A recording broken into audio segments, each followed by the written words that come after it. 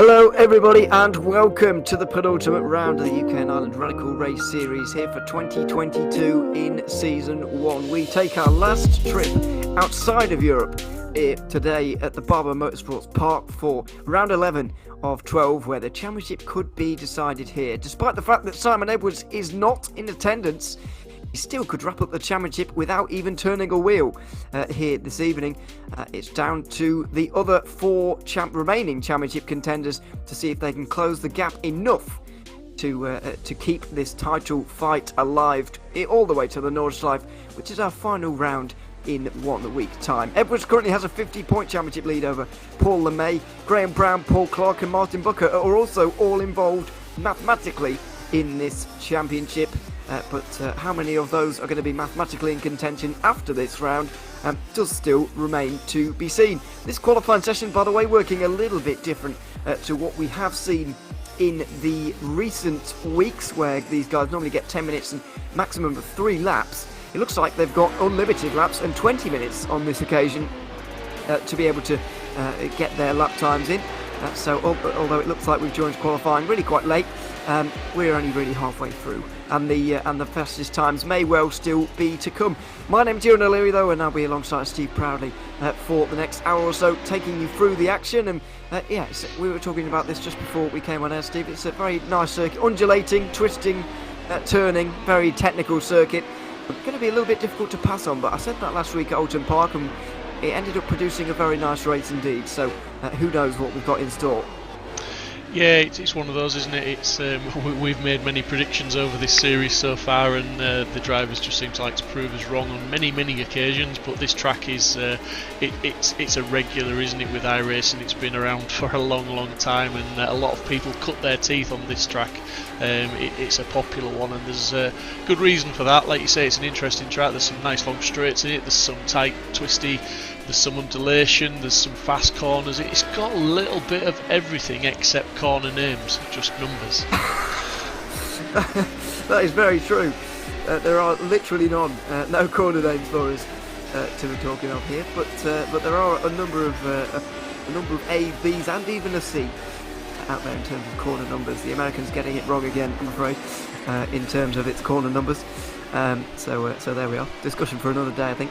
At the moment, though, Paul Crabb is leading this qualifying session. Mike Bootham has recently got up into second, as you might have just seen. Graham Brown is third, ahead of Paul Clark, and Martin Booker. Most of those top 5 in the order there are the top 5 in the championship, obviously replacing Simon Edwards with Mike Bootham in this occasion, who is 6th in this championship, but no longer in mathematical contention. He's 105 points back. Is the man in second place, and there's only 80 on the table in this season. And of course we haven't even factored in the drop weeks yet, which still could play a little bit of a role, because we do know, having now missed more than 2 races, I think this is the 3rd in a row that Simon Edwards has missed, isn't it? So is that maths right? I think so. I believe it is. So, yeah, so either way, he's not going to be dropping any points, so his 300 is 2 zeros are going to be cancelled out basically, which doesn't take any points off of him. However, the others might still have points taken off them, because they have taken part in every race so far this season. So, that is also going to play into Edwards' hands. This 50-point margin that he holds right now actually might be even a little bit bigger. But the championship is definitely still alive in this one. There's no question about that. If Paul LeMay had finished on the podium in every single race, then there's a possibility that it wouldn't still be alive, depending on how the drop weeks would work. However, that hasn't been the case this season, and so it is still definitely alive. Whether it is in an hour's time is really the main talking point of the day. Yeah, absolutely. I mean, LeMay, like you said, he's got to have a better round than he had at Oulton Park. He didn't really capitalise on Edwards' absence there, and he's definitely struggling this evening. He's down in 9th, as you can see on the timing tower on the left there, and he's about a second off the pace as well. So he's got a bit of catching up to do. But you know, we. Obviously qualifying's important, but it's not the be-all and end-all as we've seen before in these radical races.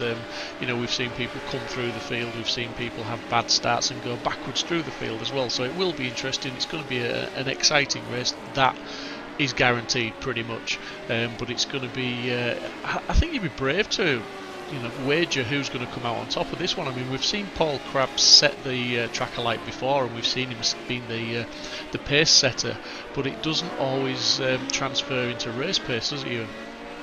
No, absolutely not, although that is a very big margin at nearly half a second. The only man to get into the 1:15 so far is Crabb. Mike Bootham is trailing it right now in that number 3 car, just 4 tenths down just for the moment.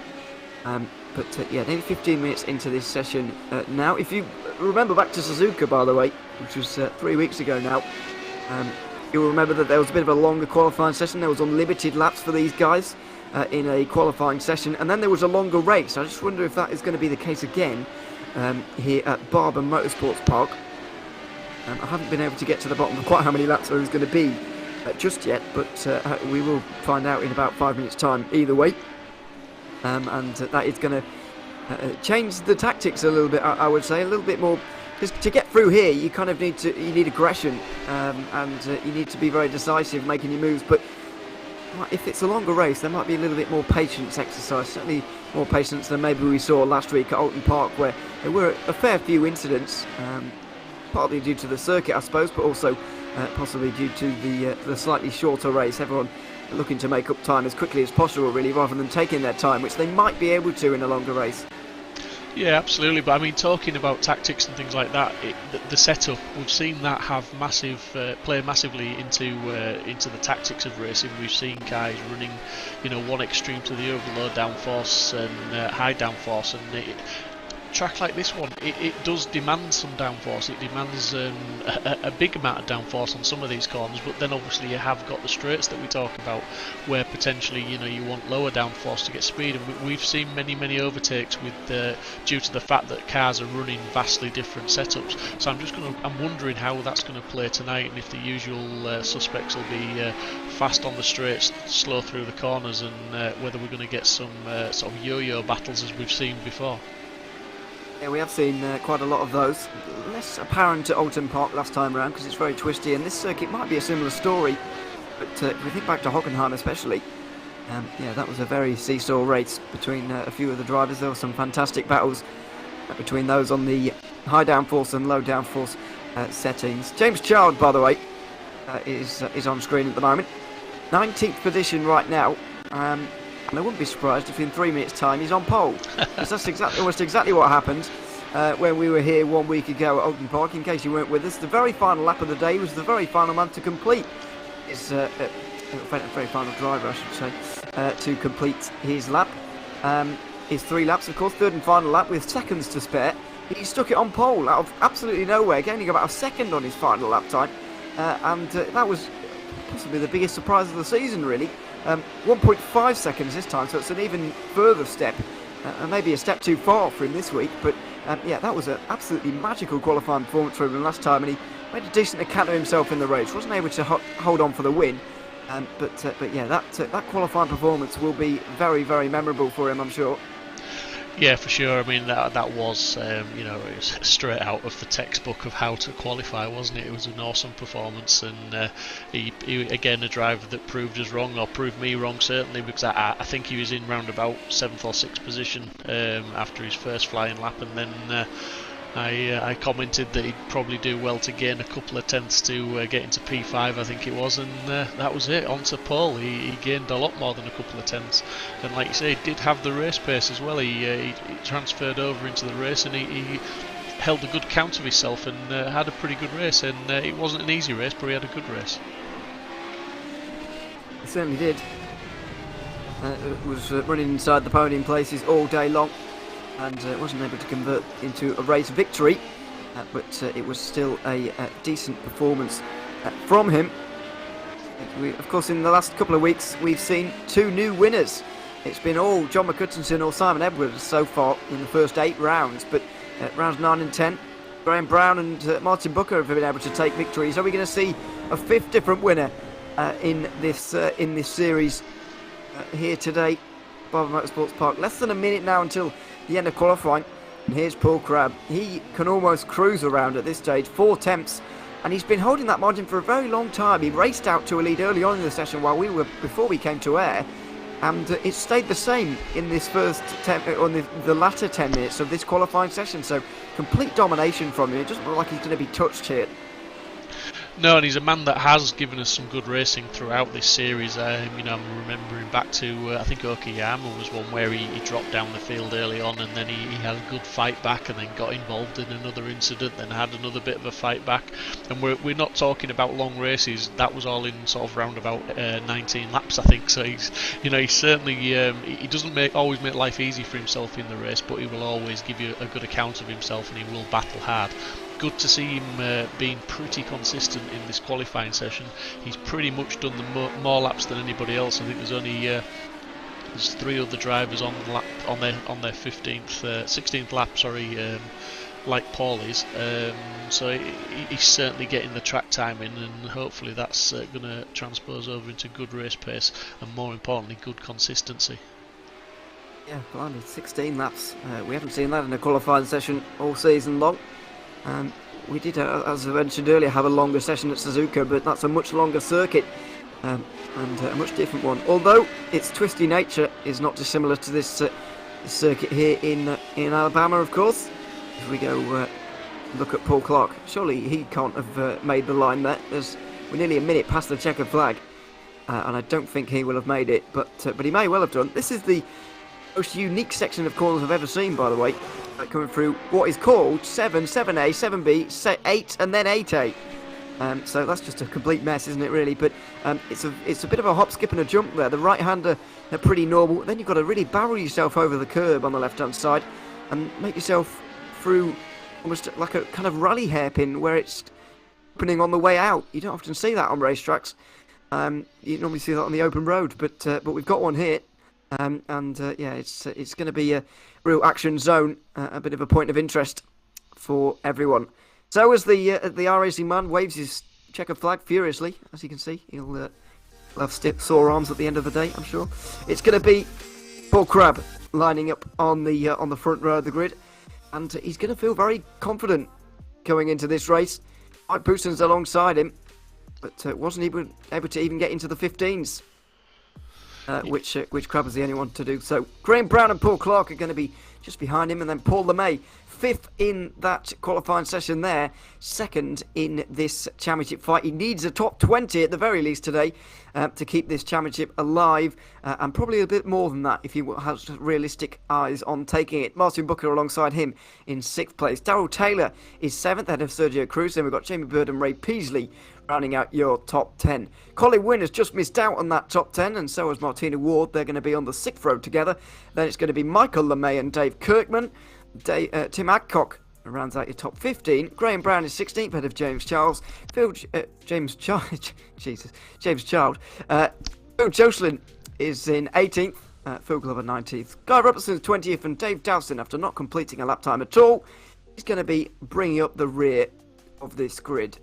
So, an ultimate round of the UK&I Radical Race Series for 2022, Season 1, and it's been Simon Edwards' to lose from the very start, as he aims to become only the second man to win 2 championships and only the second man to win 2 consecutive championships, since we saw Paul Crabb do it back in the very first 2 seasons of this championship, towards the latter end of 2020 and the this season of 2021.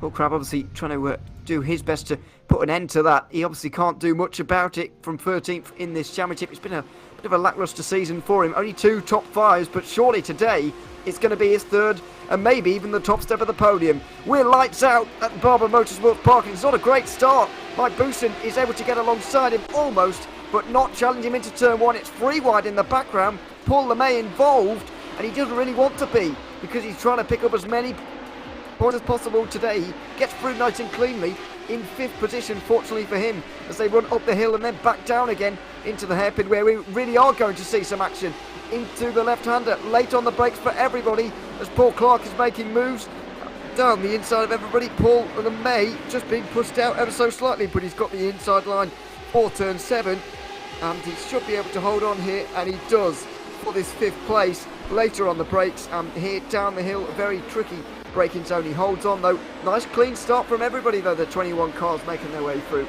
very nicely indeed. Yeah, absolutely fantastic start there. Now hopefully they're all going to get into their rhythms, and a lot of slipstreaming going on, stay tight together and put on some good racing for us tonight by the looks of it. But having said that, Paul Crabb is he's stretching away already. Look at that, he's got over half a second, nearly a second back to Graham Brown.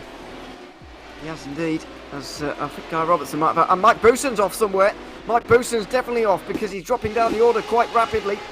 Here he is, coming through the left and the right hander at the end of the lap 11 and 12, over the crest of the hill, and he's nosed it into the barriers as well. Everybody's had to go round him and avoid him. Oh my word, I think that was James Child who went up and over him. It was indeed.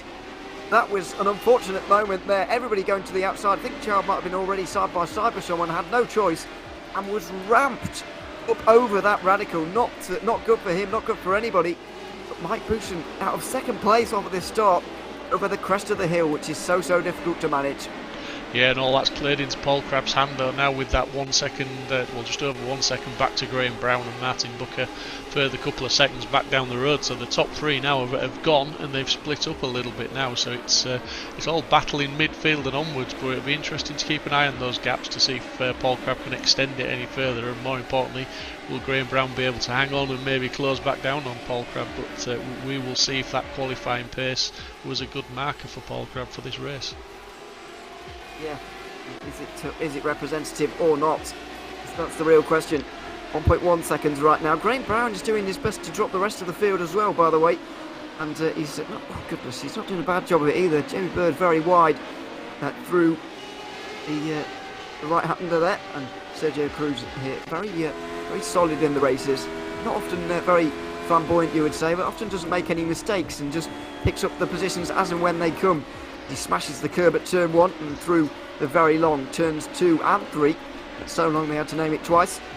And up the hill over the crest at the right-hander again. Definitely seems like Paul Clark is a bit early to say it on that free here, but a bit of a cork in the bottle, judging by this little train that's starting to form behind him. Yeah, for sure. The concertinaing back up behind now, aren't they? The gaps are getting smaller again and everyone's falling back into line, and I'm sure there's going to be some impatient moves very, very soon once they do get within striking range. But Paul LeMay, importantly, hanging on to that 4th place, but it doesn't look like he's going to be able to do anything about the pace of the guys in front of him, and he's just going to looking like he's got the pace to stay there. But we will see, because he's got Paul Clark behind him, potentially going to be putting some pressure on him soon, but he's Paul LeMay's just in the safe zone. Oh! Big he slide. Was safe. Wow! Oh, goodness me, a great save from Paul LeMay, getting on the grass there on the left-hand side. The left wheels dipped onto the grass over the crest of the hill and into 13. Fully opposite lock there, and he somehow held on to it and not really allowed much pressure from behind, because all this is still going on.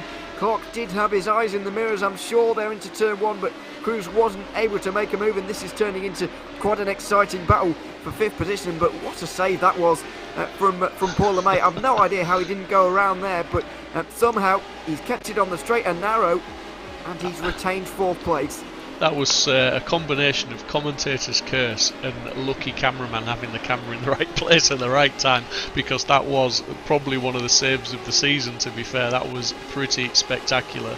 Lightning fast reactions there, and I think if anything, Paul LeMay's just taken a lap there just to settle back down and wonder what on earth happened and how he survived that, because that was a big moment for Paul LeMay there.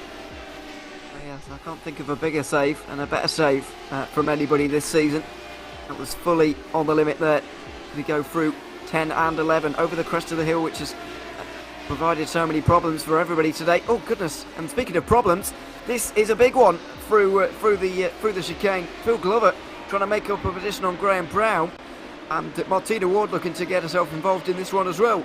But fortunately, they're all able to make their way through there. 11 and 12, not really an overtaking place where you normally see moves, but somehow those three managed to get themselves in that situation, and it was really free wide over the crest of the hill there. They've sorted themselves out though, and they're back into single file after that very scary moment for all three of them.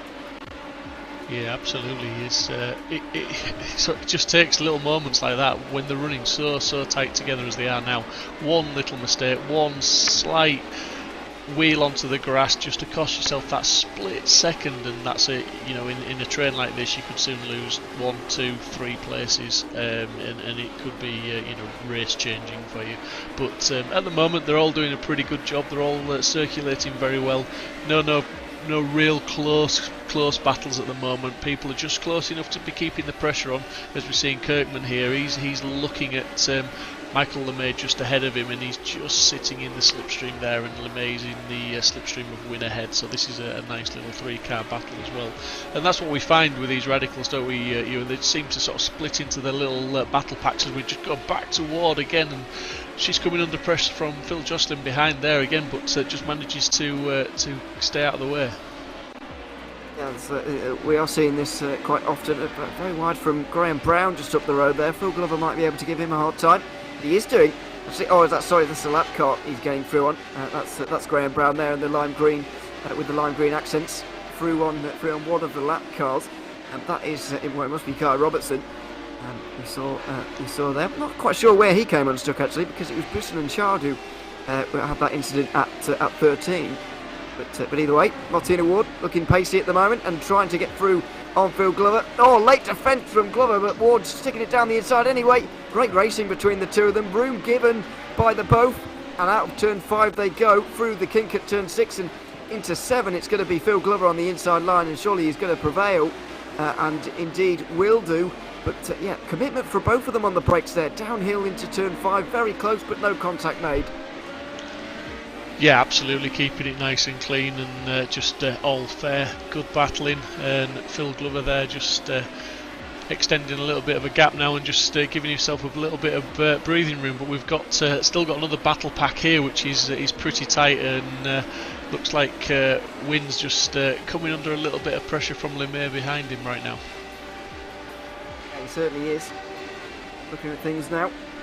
When we saw this actually a little bit during the last few weeks, he's got himself to the front of some very high-class trains, but then sat at the front of them a little bit and been on the defensive.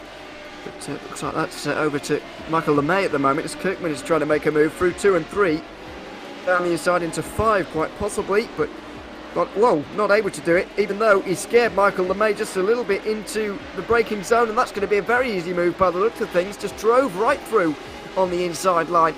And Michael LeMay is going to have to slot in behind there, and will do. So handed him wide again through 7 into 8. Now he nearly let Ray Peasley in on that one, and might well still have done. Through turn 8 they go as it opens out into the chicane at 9 and 10. They're going to have to sort themselves out before this bit of corners. Oh dearie me! And that's exactly why, because they got very close. There did LeMay and Peasley, but they're not leaving each other alone, looking to do it again into the next chicane. At 11 and 12, it's costing them so much time, but Peasley looks like he might have just about got the job done now, over the crest of the hill, and through he goes. It's not been a good few corners for Michael LeMay. No, he's certainly coming under pressure, and he lost out a couple of positions there, so he's just dropped back a little bit now, and it seems like he's struggling. And to me, I think it seems like he's almost running the lower downforce setup, and he's struggling through those faster corners, and especially the undulation, the height changes in the track. I think that's causing him problems as well. Yeah, it's a very challenging circuit, but as I've noted in the past, the circuits with the most undulation seem to be ones that are most popular among people. For example, Suzuka, and this one is, well, I don't know anybody who particularly dislikes it. I know it's quite a popular IndyCar circuit. Maybe these radicals are a little bit out of place here, some people may feel. But for now, these guys look like they're having a good time, to be honest. I imagine the high downforce around here actually would play into the strengths a lot. I know there's some quite big curbs around here, which is not particularly great for them, but the downforce certainly will be playing into the hands of these corners, even over the undulations. Although even these radicals can't stop the car from spinning out over that crest there on the exit of turn 12, as we've seen already here in this race. Out onto the front straight again though, and we're starting to form some pairs. Paul Clark is no longer the front of a big train. It's just a number of pairs now. Sergio Cruz is the one applying the pressure to him. Yeah, and he's doing well to hang on. Like you say, they're just making a break from the guys behind, but quite often that can happen, can't it? Because obviously you're defending and attacking, and if your eyes are pointing backwards, as it were, a lot more, looking backwards a lot more, then it does tend to slow you down a little bit on your lap time, so you'll fall away from those cars in front. I think there's another different dynamic comes into racing as well. When you get towards the end of a championship, you've got some drivers that are looking at the championship position, and they're looking for a strong finish, and they're looking to remain consistent. Then you've got other drivers that maybe a little bit further down that championship order, and they're just looking like to score as many points as they can, push forward as hard as they can, and not necessarily being as cautious as some of the others might be in their mindset, that is, you know. And I think it just that potentially throws another dynamic into the racing. Yeah, certainly championship or driving certainly does change coming towards the end of a season, especially if there's a championship fight as well, I've noticed. But since both of the protagonists, since main championship leader isn't here, that dynamic has changed a little bit from normal. As Phil Glover just getting the wheels on the grass through turn 3 and trying to hold on. does a decent job of holding on there actually, and has done, keeping things on the straight and narrow. What's happened to Dave Dowson here as well? This is the turn 7 and 8. Where they have to do the bit of a jump over the curb, but oh my word, that really is a drop in the circuit. And well, Dowson holding the brakes there, just entirely, just to not roll onto the circuit, and got hit by Boosen, who's not having a good day. He'll be a little bit annoyed that Dowson stopped there. Obviously, Dowson just trying to, I think he locked up the brakes initially so that he wouldn't go onto the circuit at all. But once he was there, he'd kind of come to a stop already. So he was kind of in a very awkward spot there, and unfortunately got hit by Boosen, who is unfortunately out of this race now after having a real string of bad luck over these opening half of the race now. Yeah, damned if you do, damned if you don't. I mean, if you'd have released the brakes and rolled out wider, then obviously Boosen would have missed him. But if Boosen had seen him earlier and gone for a wider line, he would have hit him. And then he would have got criticised for not holding the brakes. So it's a difficult situation to be in. And I think you've always got to hold the brakes pretty much and try and get the car stopped as quick as you can. Especially if it's a situation like that where you're not quite aware of who's coming around the corner where and what line they're going to take. You need to stop the car so they've got a stationary object to avoid rather than a moving object. Yeah, I think some people would disagree, but I would agree on the especially for this kind of series, single make, very close, and you want things to be. You don't want mass pile-ups, we'll put it that way. And holding the brakes generally tends to do that. Obviously, there are some exceptions, but if you do leave people to make their own rules and use their own common sense, then chaos will descend. So let's not have that. As Michael LeMay has just dropped out of the top few placings there, he's dropped out of 13th on this lap now. I think down to a problem. I think he's had a crash. Looks might be even more serious than just a problem then. Into turn 5. Strange place to have your own accident, and wow, he's gone deep in under brakes there. Maybe a little bit too deep as he's braking and turning at the same time. Able to get things going again quite nicely. Just a half spin for him there that's cost him 2 places. Yeah, disappointing though for him, and moving him further down the order there, and it's down to P13 now, and a long way from the front of the field, so he's not going to be scoring many points from there at the moment. But we're on lap 12 of 20, so there's still a few laps to go, and we're sort of 2.3 miles around here, Ewan, I think it is. So there's still a few miles to get some overtakes in. Yeah, not the longest race here once again. Today, just under half an hour. We're expecting, not quite as long as the Suzuka one. I'm expecting the Nordschleife one next week to be a little bit longer, so I believe that's going to be 5 laps. That race. I know it doesn't sound like many, but we are using the Nordschleife after all. I'm not sure how long it's going to take in one of these radicals though. It's a regular occurrence on the calendars, by the way. It's included. I haven't got official statistic, but possibly included every single season in this radical race series. So. It will be well known to the drivers, but that doesn't make the circuit any shorter or any less difficult for that matter. Yeah, I'm looking forward to it. Nordschleife is one of my favourite circuits, and that sounds a little bit sad in some way when the track's as long as it is, but it's one of those that if you apply yourself to it, you take the time to learn it, it's an accomplishment, and it's very, very enjoyable to be able to drive it. I will say quickly, I'm not as quick as some, but I can put a competitive lap time in round there in some cars, so it's definitely good fun, and it's definitely worth putting the time into it to learn the track. Yeah, I do know that not everyone's a fan of this Nordschleife being included every season business either. I was reading some things in the chat the other day. Not everyone's cup of tea, but no circuit is after all. So there we are. Battle for 5th though. Remained a constant throughout this race as the leading gaps, the podium places, or top 4 places, look pretty steady for the moment.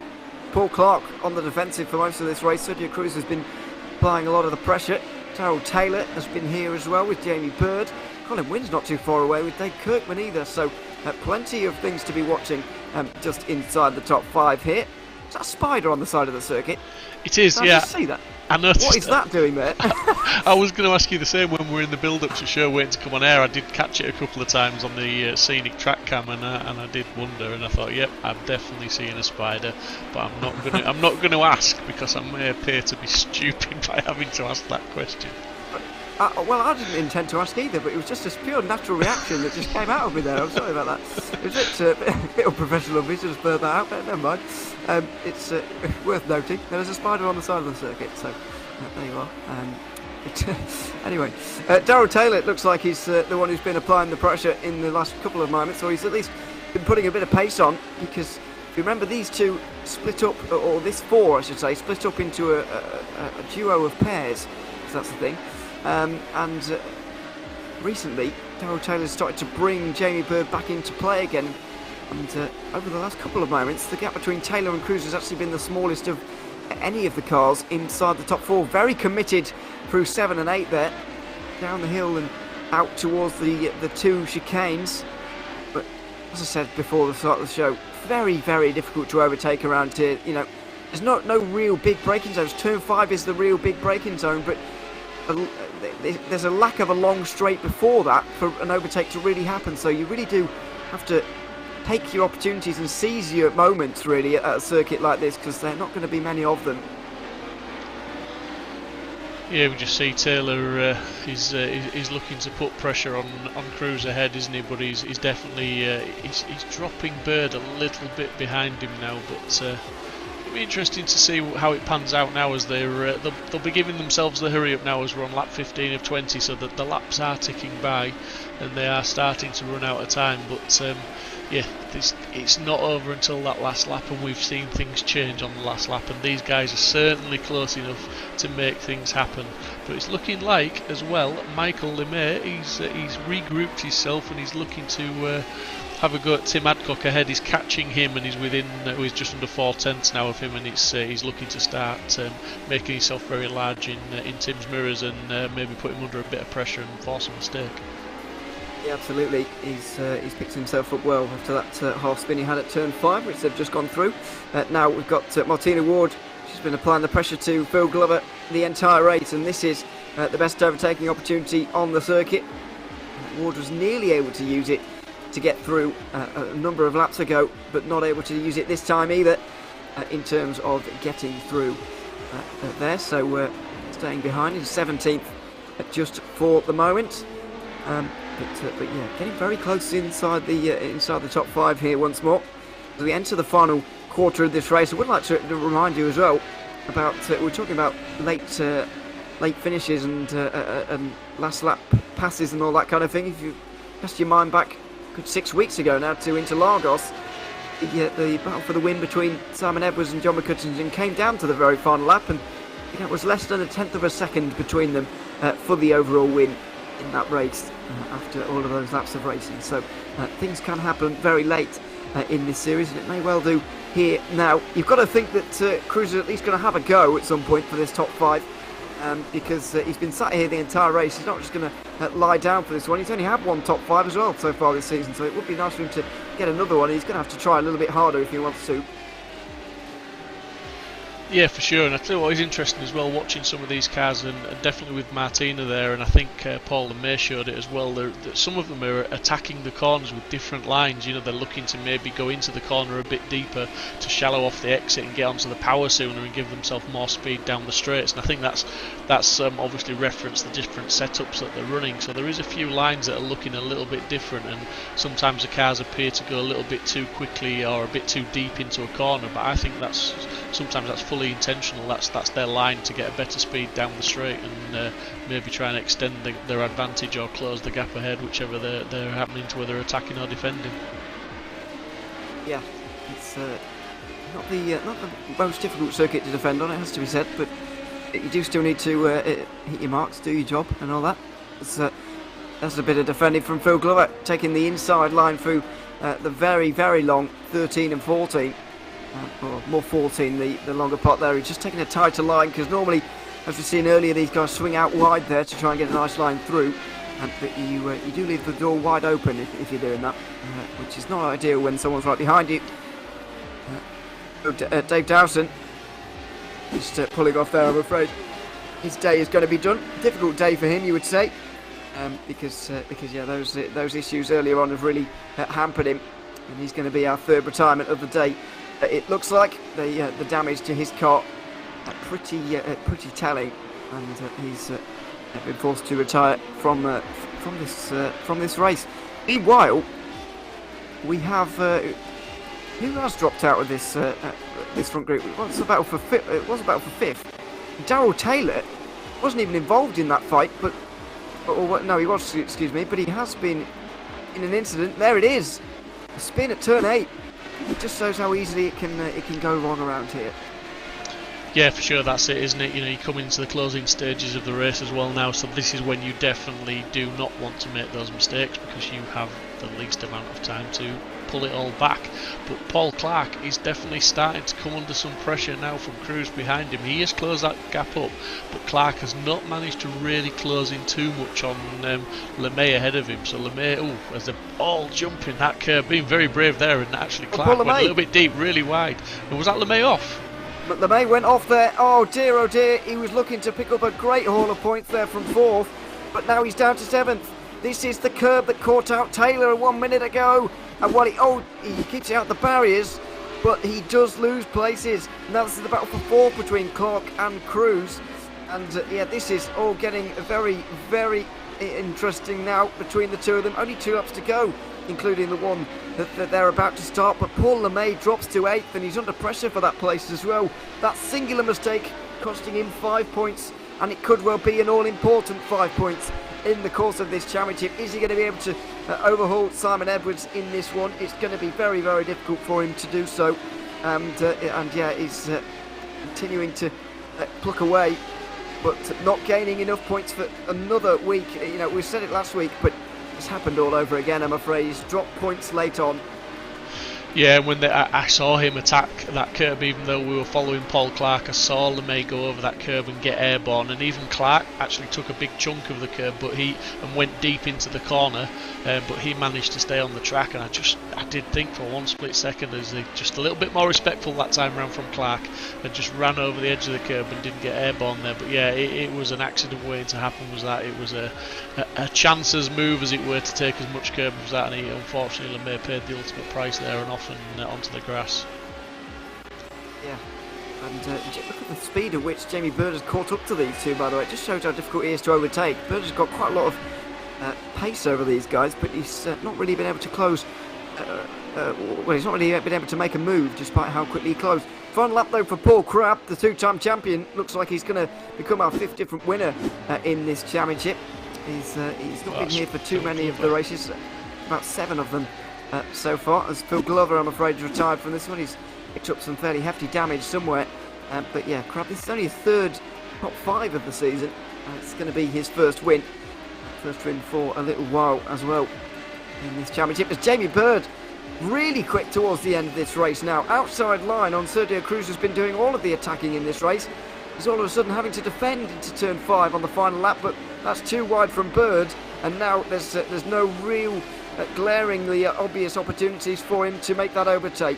Through 9 and 10 comes Paul Crabb, past the artificial spider for whatever reason, into turn 10 and 11, 11 and 12 I should say, over the crest, which has caught Mike Booston out, who might have given him a bit of a bigger run for his money here today.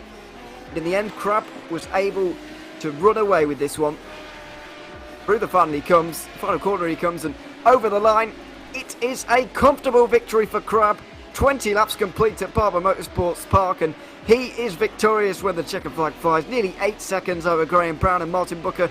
Those podium drivers didn't really have much overtaking to do, or defending, or attacking to do all day long. Paul Clark certainly did. He held on for 4th ahead of Cruz, Bird and LeMay. Did battle up to 7th in the end with Colin Winwright on his tail. Dave Kirkman and Darrell Taylor round out the top 10. Taylor very disappointed with his late mistake there, only ending up 10th. Difficult circuit to overtake on that one there, and it just showed towards the end everyone was pushing a little bit more, so mistakes began to creep in, but if you just hit your marks there, and it was going to be very, very difficult for anybody to make the overtakes, as we just saw.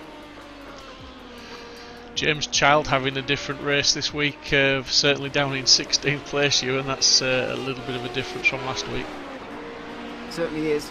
He was very, very impressive and got himself onto the podium last week, let's not forget, in a very, very good performance from him. But let's stark contrast to this week. 16th for him on this occasion. Phil Glover, by the way, the final man to be complete this race after the damage we saw from him late on in this one. We'll have a look at the race results and then maybe get a chat with one or two of these drivers, hopefully more successfully than we've managed in the last couple of weeks for these guys. Before we kind of have a quick chat about next week and the final round at the Nordschleife, and then we'll be there in 1 week's time to see who's going to be champion. Simon Edwards still taking control, of course. I believe his championship margin is still going to be 26 points at the end of the day, meaning that a 17th or better would seal him the championship if he were to turn up at the final race in 1 week's time. Hopefully we can get the... I'm not sure if Phil Glover's actually still out there. Here he is. He's in now and finished 3 laps down. But Paul Crabb ending up winning the race there by nearly 8 seconds. Graham Brown was second, Martin Booker third. Those 3 pretty lonely races. Paul Clark was defending the entire time from Sergio Cruz and Jamie Bird, who he came out on top of course, let's not forget. Paul LeMay with that late mistake, finishing 7th ahead of Colin Wynne. Dave Kirkman was 9th ahead of Darryl Taylor, also with a late mistake. Still a top 10 for him though. Ray Peasley 11th ahead of Tim Adcock. Then we've got Michael LeMay, Phil Jocelyn, Graham Brown, and James Child, the final man to finish on the lead lap. Martina Ward was 1 lap down. Phil Glover 3 laps down. I wonder if those two came into contact maybe towards the end of that race, since they were the only drivers who finished a lap down or more.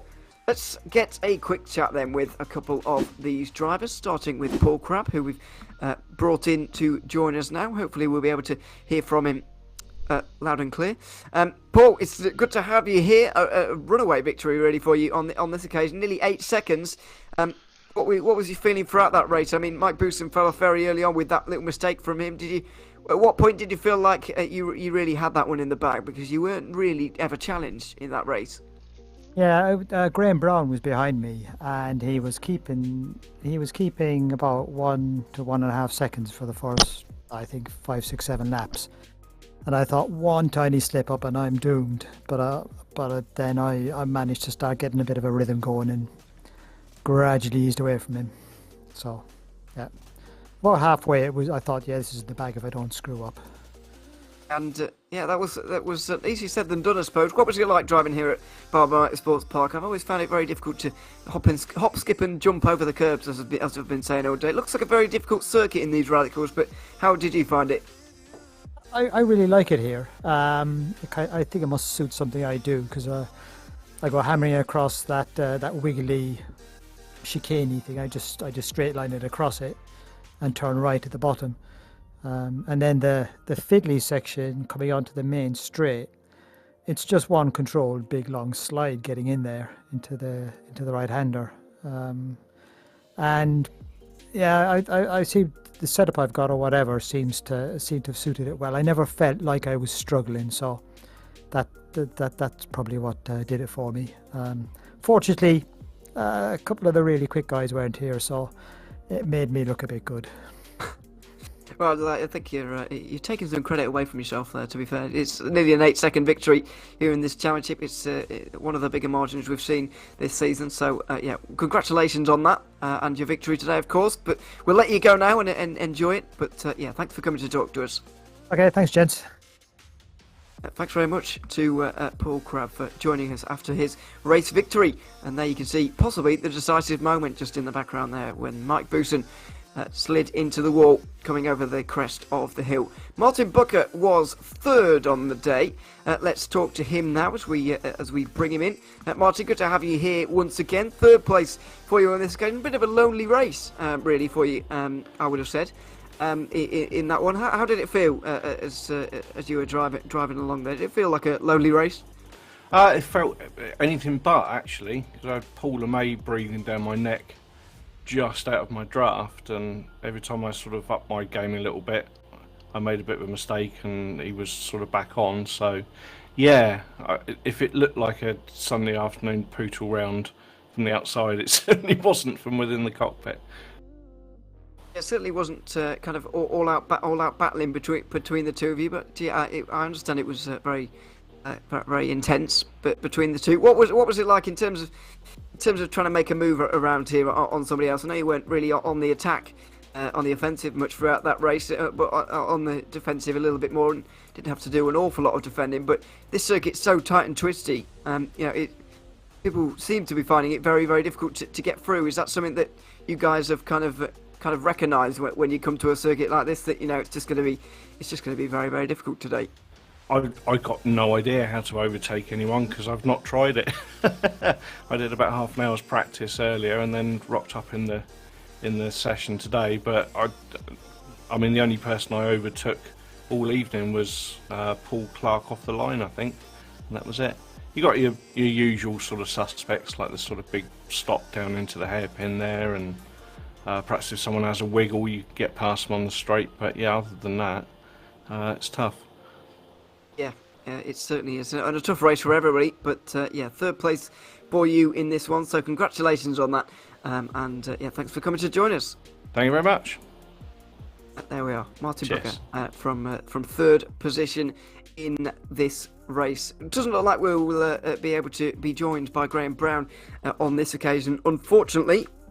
Winner, of course, in this season, but good to crown a new race winner here, a fifth different race winner of this championship season, in the name of Paul Crown, of course, the two-time champion. So that'll just about do it for us from the interview side of things. Just one more week to go here, Stephen. Of course, it's the famous Nordschleife that we have got coming up. We're, of course, very much looking forward to it. Not many laps, but it's going to be a very, very, very big challenge for everyone, with, of course, that championship on the line as well. Yeah, for sure. Nordschleife, it's going to be tricky. It's going to be difficult. That's the understatement of the season, probably, because it does punish mistakes. There's no runoff area on it, and it's so many corners, so many savage curbs. I'm excited. I love the track, to be honest. So I can't wait to see how these guys approach it and how they attack it, and who comes out on top. So yeah, join us for the final round at Nordschleife. Yeah, absolutely. Same time, same place, as always, for the final round of this UK&I Radical Race Series for 2022, Season 1. Thanks very much to everybody who's joined us here tonight and been tuned in to the action. A very difficult afternoon for everybody here at Barber Motorsports Park in terms of making up any positions and so on and so forth. It's almost impossible around here. Very difficult at the Nordschleife as well, but that is a whole different challenge. Just making it through to the end of that race will be difficult for everybody, so it's going to be an enjoyable one. Make sure you tune in for that one. The leading gap in this championship, to my maths anyway, is down to just 26 points, quite possibly.